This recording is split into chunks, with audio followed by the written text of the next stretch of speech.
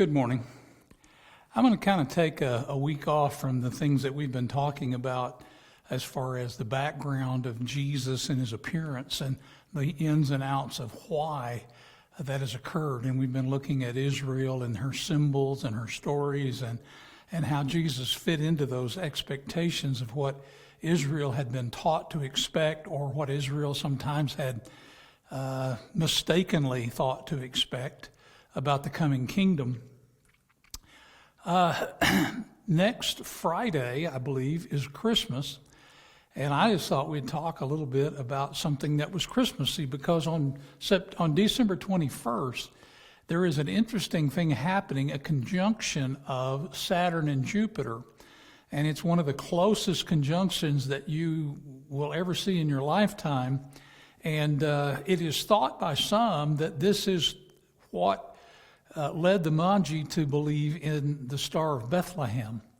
Now, here's a picture of what a conjunction is from the Earth. You can see that Jupiter and Saturn are lining up. And then here is another graphic that shows how Jupiter and Saturn are going to draw together in the night sky and become pretty much one big bright star. And so that's why some folks think that back in 4 BC, somewhere along in there about the turn of the century from BC to AD, there was that conjunction of Jupiter and Saturn. I don't know, but at any rate, that's what I'm going to talk, not about that, but I'm going to talk about the Star of Bethlehem. You know, there's a certain freedom in the way that the Bible tells the stories.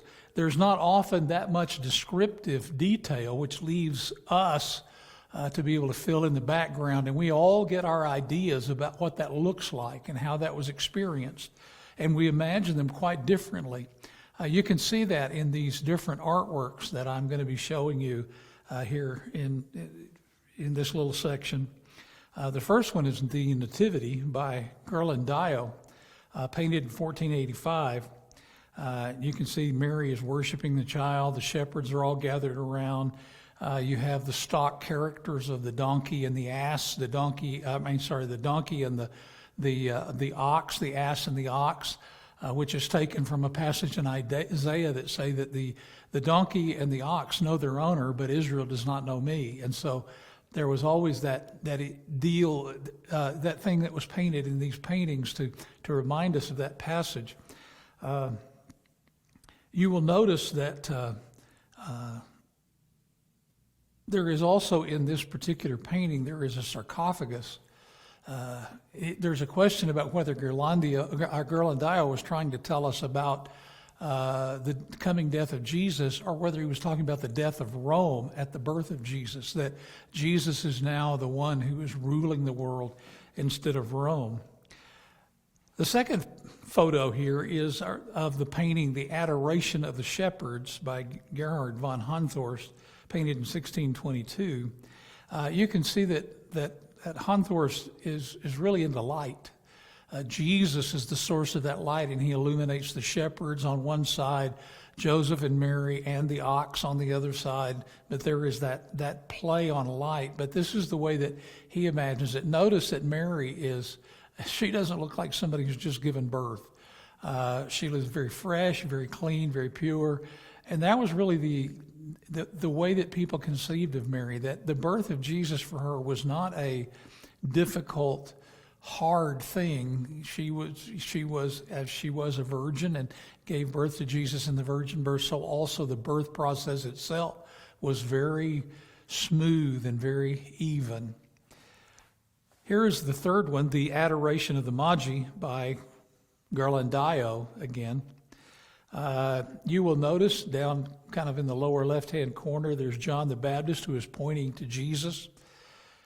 You also have the ox and the donkey.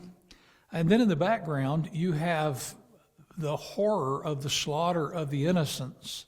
So Ghirlandaio is going to remind us that the coming of Jesus is not all fun and games, that the coming of Jesus also has its bad side, its negative side, its difficult side to it, perhaps, maybe the better way of putting it. But these babies lost their lives.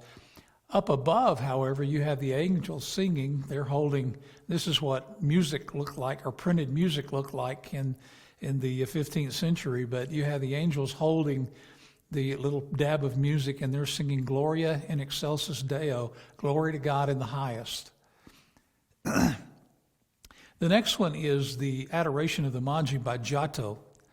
Giotto painted this somewhere around 1280, 1290 into the 1300s perhaps.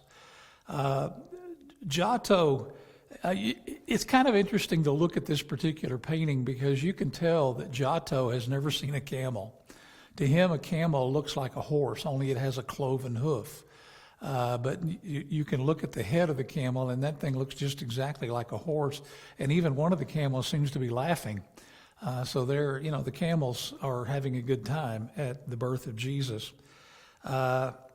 Notice the star in the top. The star is not a star; it's a comet. And so you have that conception that that Giotto has of the star being a comet. And Mary and Joseph, look at how they sit. They're sitting as king and queen as they present Jesus to the Magi. The last one we'll look at is the Star of Bethlehem by Edward Burne-Jones, painted in 1890. What I think is interesting about this, besides the detail and the beautiful colors, how you get those colors with a watercolor, and this is a watercolor, I would love to know. But Burne-Jones presents Jesus as being very vulnerable. Notice how he is clinging to his mother as the Magi are presenting their gifts. How you have there, 5 different conceptions of the birth of Jesus and of the adoration of Jesus. I don't know how you imagine it, but in Matthew chapter 1, we're going to begin in verse 1. Here's the story of the Magi and their worship of Jesus. After Jesus was born in Bethlehem in Judea during the time of King Herod, Magi from the east came to Jerusalem and asked, "Where is the one who has been born King of the Jews? We saw his star when it rose and have come to worship him." When King Herod heard this, he was disturbed, and all Jerusalem with him. When he had called together all the people's chief priests and teachers of the law, he asked them where the Messiah was to be born. "In Bethlehem in Judea," they replied, "for this is what the prophet has written. But you, Bethlehem, in the land of Judah, are by no means least among the rulers of Judah, for out of you will come a ruler who will shepherd my people Israel." Then Herod called the Magi secretly and found out from them the exact time the star had appeared. He sent them to Bethlehem and said, "Go and search carefully for the child. As soon as you find him, report to me so that I too may go and worship him." After they had heard the king, they went on their way. And the star they had seen when it rose went ahead of them until it stopped over the place where the child was. When they saw the star, they were overjoyed. On coming to the house, they saw the child with his mother Mary, and they bowed down and worshipped him. Then they opened their treasures and presented him with gifts of gold, frankincense, and myrrh. And having been warned in a dream not to go back to Herod, they returned to their country by another route. I got to thinking about the star. What did it look like? Where did it come from? How did it look to the Magi? How did it lead them to Bethlehem? I guess we get so used to seeing pictures of nativity scenes where there Jesus is in the manger and the star is right above him, and the Magi have shown up on the night of his birth. That's probably not what really happened. The shepherds indeed come on the night of Jesus' birth, but the Magi have come probably up to 2 years later. Nobody really knows when they came in particular, but Herod finds it necessary to, if he's going to try to get Jesus in Bethlehem, he slaughters 2-year-old babies, 2-year-olds and down. And so it's possible that the Magi said, "We saw this star 2 years ago," and they show up 2 years late, or not 2 years late, 2 years later to worship Jesus. But nevertheless, know that the Magi are astrologers. Now, to me, that's kind of shocking. That God would reveal such an important thing as the birth of Jesus to a group of people who are involved in something that he categorically forbids in Scripture. It is kind of shocking, but then again, when you think about it a little more, maybe it isn't so shocking on a couple of accounts. First of all, these are men who were involved in watching the stars for portents of important things. They're sort of like astronomers today who are so intent on finding life out there and studying the universe and looking for significant events in the universe. There is some reason that they are sure that they have seen the new king's star. God announces to the watchers of the heavens the birth of his Messiah. It is somehow written into the universe, and not to the ones who are just wrapped up in the dirt, staring down at the ground and never looking up and never paying attention. The ones who are just expecting ordinary, mundane things. These are men who are expecting significant events, great events, and God, in his grace, God in his overall plan to reveal Jesus to the world, reveals Jesus to these men who are watching the skies. Secondly, maybe this is a sort of judgment on the ones who should be affected most by this announcement.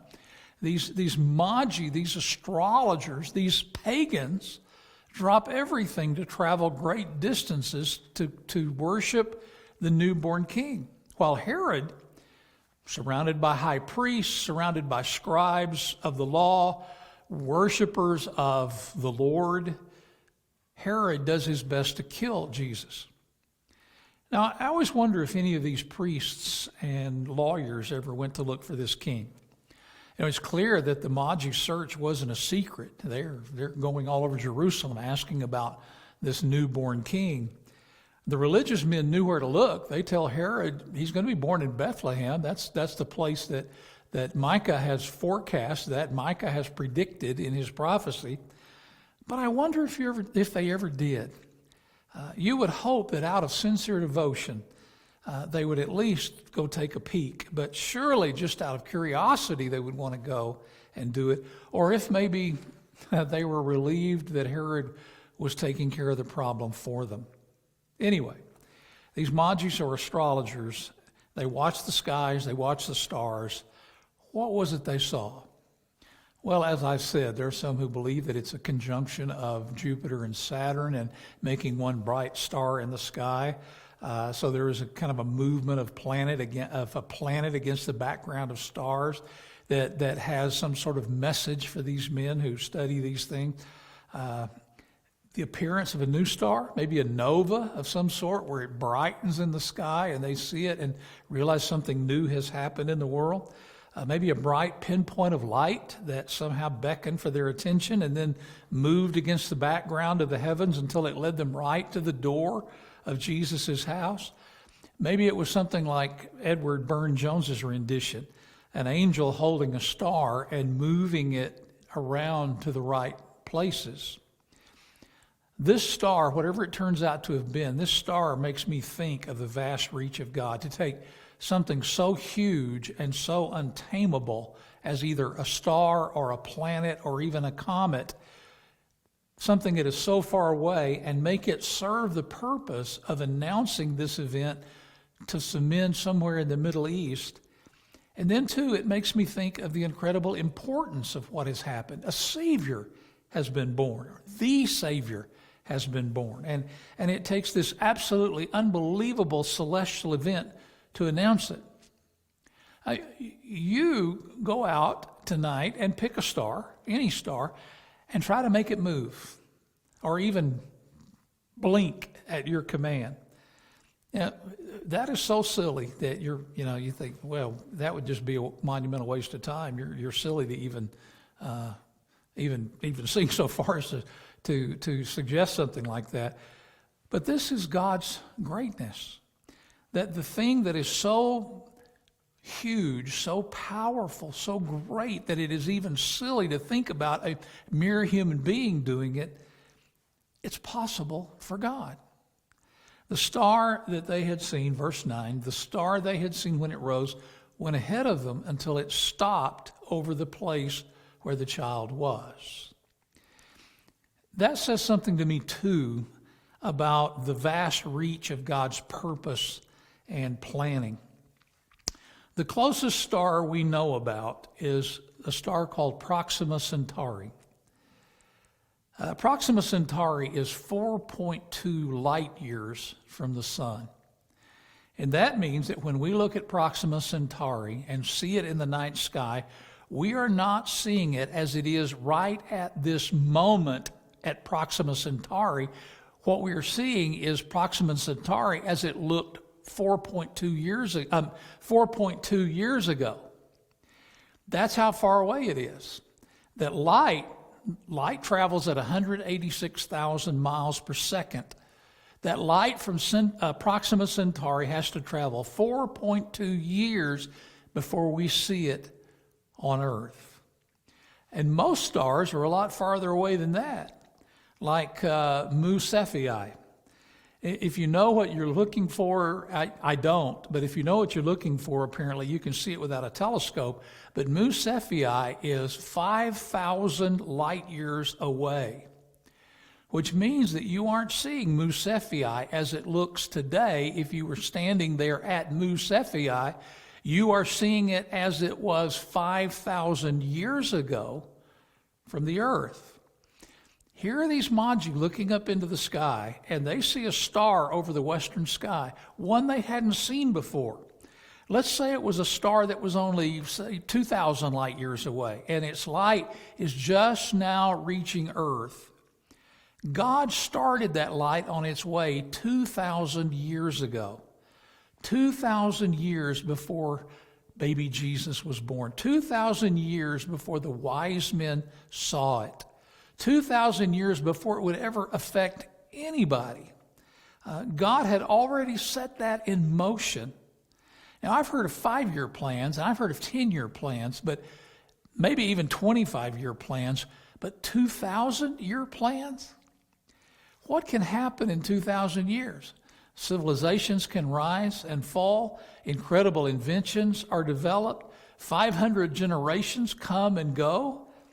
But God brings about what He promises, and He had planned for it long ago. Now, I don't know if that's actually what happened with that star, but it makes me think. You read a statement like Revelation 13 and verse 8, and I'll put it up on the screen for you here. The Lamb who was slain from the creation of the world, which speaks about God's plan for redeeming the world. From the very moment of creation, He was already planning to redeem this creation.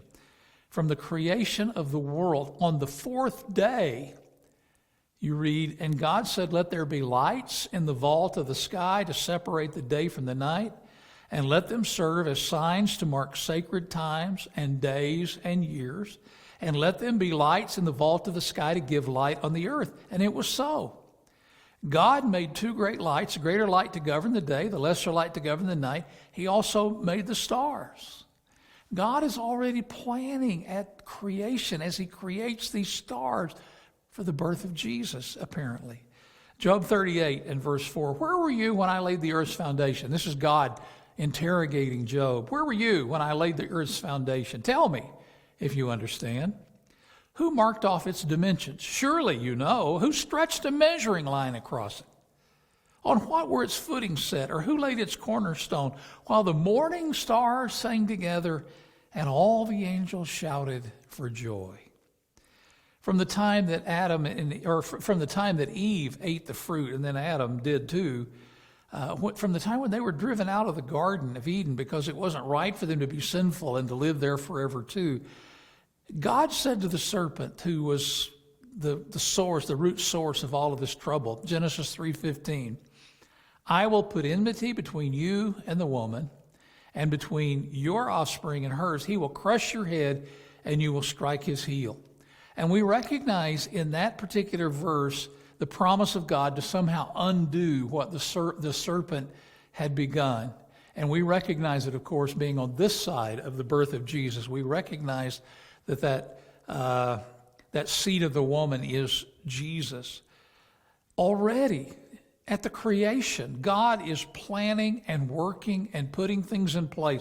He is moving this event here and that event there, that person here, that person there.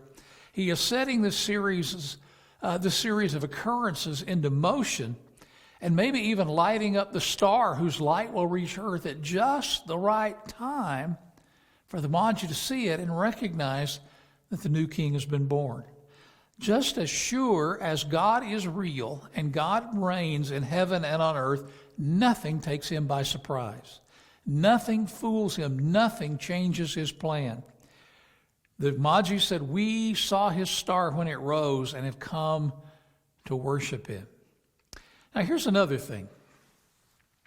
The star leads the wise men straight to Jesus, right straight to Jesus, even though God knows what Herod is up to. Now think about that.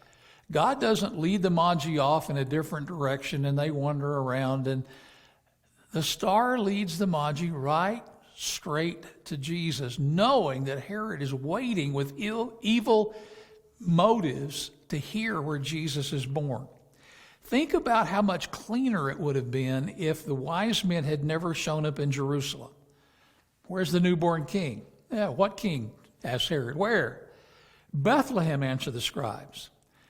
Now the babies in Bethlehem are in deep trouble, even if Jesus isn't. And they're in even worse trouble when the Magi avoid Herod and go home by a different way and really make Herod angry. It impresses me that God never flinches from this kind of confrontation. You know, there's a part of me that wants to take this story and use it to rail at God. You're more interested in having your son worshipped than you are about saving these little defenseless children. How could you do such a thing? And oftentimes we get into that train of thought. And I say that in a way that, you know, I think God is being self-centered and tyrannical and self-seeking. But maybe that just proves that I don't know God nearly as well as I would like to, or as I should know God. This God who is worthy of my worship, more than worthy of my worship. Even in the face of such horrifying events as this slaughter of the innocents, he is worthy of my worship. I heard Job railing at God for the unfairness of it all. Job, who has lost his wealth and his standing in his community, and he's lost his wife, and worst of all, maybe he's lost his children. I know he's lost his children, but maybe that's worse than losing his wife. He will say something over and over again. He will say something like Job 23, verse 2. Even today, my complaint is bitter. His hand is heavy in spite of my groaning. If only I knew where to find him. If only I could go to his dwelling. I would state my case before him and fill my mouth with arguments. I would find out what he would answer me and consider what he would say to me. Job goes on to say that he is sure that the Lord would realize his mistake, that the Lord goofed up and make everything better. Still, but he stands alone. This is verse 13 of Job 23. But he stands alone, and who can oppose him? He does whatever he pleases. He carries out his decrees against me, and many such plans he still has in store. That is why I am terrified before him. When I think of all this, I fear him. God has made my heart faint. The Almighty has terrified me. Yet I am not silenced by the darkness, by the thick darkness that covers my face. Job said, as powerful as God is, I will stand right up and tell God how wrong he's been. And then the Lord comes to Job, and he does the very thing that Job has hoped for. The Lord spoke to Job out of the storm. This is Job 38 and verse 1. The Lord spoke to Job out of the storm. He said, who is it that obscures my plans with words without knowledge? Brace yourself like a man. I will question you, and you shall answer me. Where were you when I laid the earth's foundation? Tell me if you understand. Who marked off its dimensions? Surely you know. Who stretched a measuring line across it? On what were its footings set, or who laid its cornerstone while the morning stars sang together and all the angels shouted for joy? He goes on with question after question, posing problem after problem for Job, demanding that Job give a demonstration of how great his wisdom is and how Job can prove that God is in the wrong, until finally Job just says very simply, chapter 42, verse 2, I know that you can do all things No purpose of yours can be thwarted. You ask, who is this that obscures my plans without knowledge? Surely I spoke of things I did not understand, things too wonderful for me to know. You said, listen now, and I will speak. I will question you, and you shall answer me. My ears have heard of you, but now my eyes have seen you. Therefore I despise myself and repent in dust and ashes. There may not be an answer to why God allows the murder of all of these innocent babies, except just the evil of Herod. But God is worthy in spite of it all, because God is greater than any evil. God is greater than any suffering, any despair we might ever face or come across. Maybe Ghirlandaio has a deeper understanding of this than we might give him credit for in that painting, The Adoration of the Magi. Right at the bottom are two children kneeling in worship. Now that's not too surprising, since Ghirlandaio painted this work for an orphan's home. So you would expect to see an orphan or two at least in the painting worshiping the Christ child. One expert says that these two children represent the orphans, that they are two babies who escaped Herod's slaughter. But I think these two babies are actually two of the children who were killed in the murders. They are wearing halos, which indicate that they have some special holiness, like Jesus himself or Mary or even the angels. These are children killed by Herod in an act of utmost cruelty, but here they are worshiping the Christ child. Maybe it proves something else as well. God is shameless in giving even Herod a second chance. Herod, this cruel, power-mad, almost insane character, murders his wives. He slaughters his own children. The star leads these Magi directly to Herod, who learns that a new king has been born, the long-awaited Messiah, the Savior of Israel. And Herod faces a real choice. Will he, like the Magi, fall down and worship this child as the king of the Jews? Or will he stay the same old Herod he's always been and try to kill him? We know what he did. But God gave him that true, real chance to be different once and for all. It was a big risk. It may be that Herod will not turn out to be good or good-willed, but he will be unspeakably evil and will kill a bunch of innocent children. But God took that risk, and he is willing to absorb the rage that might be flung at him over the death of these children. It's not as though he is willing to throw away a few kids so that he can win a victory with Herod, but that he is utterly shameless in the lengths that he will go to in order to give everybody a chance to be saved. Even me and you, when it comes down to it, when it comes right down to it, I think that's the message of the Star of Bethlehem, that God has entered this world.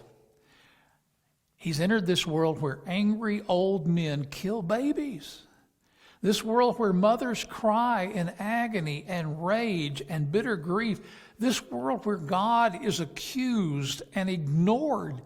Where God has gotten his hands dirty. God has gotten his hands dirty so that you and I can be saved. You go back to Ghirlandaio's paintings, the one Nativity and the Adoration of the Magi.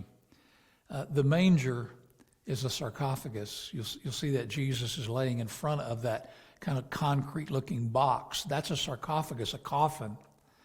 I think, in a brilliant way, Ghirlandaio may be showing that the birth of Christ implies his death.